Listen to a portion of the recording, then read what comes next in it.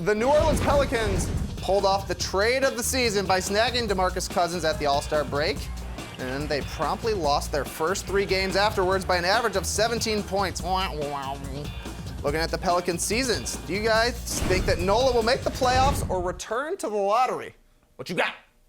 I don't think they make the postseason, but we all thought that was probably unlikely as soon as they got him. But listen, they're 0-3, but their schedule has been a little bit difficult. They lost to the Rockets, which makes total sense. Yeah. And they had a back-to-back on the road on the weekend.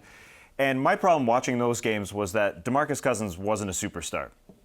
On that team, he needs to magnetize the defense. He needs to get in there and play. It's just so other space is created for those guys who aren't as good, frankly. And he wasn't doing that on Saturday, and he said it. He just kind of went through the motions. He had 9 shots. That can't happen. It's not like he wasn't trying. He had 15 boards and 6 assists, but he was just off. And that just kind of spread to the rest of the guys. Everybody else needs that space that DeMarcus Cousins commands. Right. And Jrue Holiday hasn't done a good job. I think that is sort of the worst thing to come out of these first 3 games. Jrue Holiday hasn't been that perfect third wheel I thought he would be. Yeah, he's been horrible. I think we can say that. He's played 1 good quarter in the 3 games. And that's being kind. I mean, he's just struggled, which is a really weird thing. And he needs to be, you said it, Tass, with his team sort of as top-heavy as they are. He has to be a part of that top-heavy part, Anthony Davis, Cousins, and Jrue Holiday. That has to be the big 3, and you hope that's enough to do it. But they're 3.5 back. There's so many teams in between them and the Nuggets, who currently have the 8th spot.